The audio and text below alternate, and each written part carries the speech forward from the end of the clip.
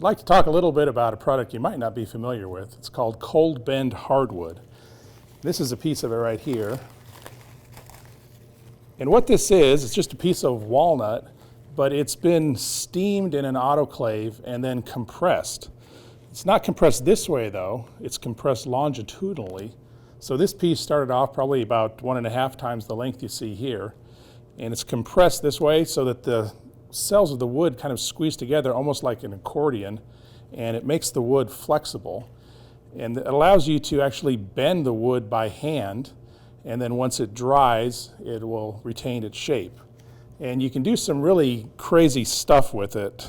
Here's an example of a piece of elm cold bend wood that has been tied into a knot here.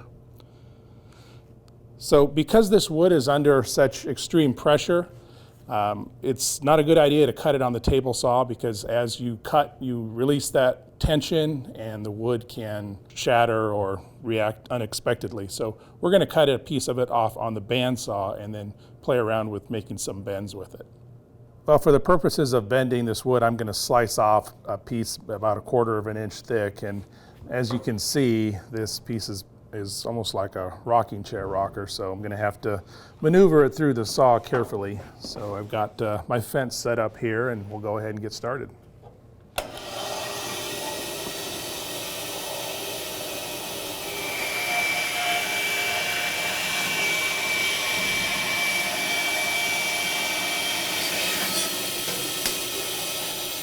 I've got a couple of strips that I ripped off of that board, and they're a little bit like a wet noodle.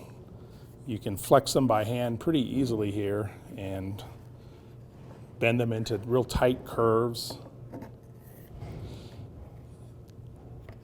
Bend them in reverse curves. And this will, once it's dry, will hold its shape. So you just have to have some kind of a form to bend it around and a way to clamp it in place, and then you let it dry, and once you remove it from the clamps, it'll retain its shape without any spring back, which is another benefit. So I've got a piece here that I've already clamped up to a form, and I'm just going to wrap it around here and make a little bit of a spiral. We'll see how well this works.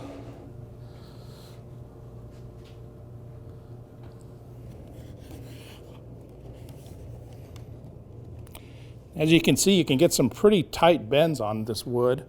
Now I have to find a way to secure it down here, but I could throw a clamp on there and then just let it dry overnight, and it should hold its form. So here's an example of a piece that I had wrapped around this form the other day, and as you can see, after it dries, it maintains its shape. It's almost like a spring. It's still got a little bit of flexibility there, but it holds that wound shape. So this is cold bend hardwood.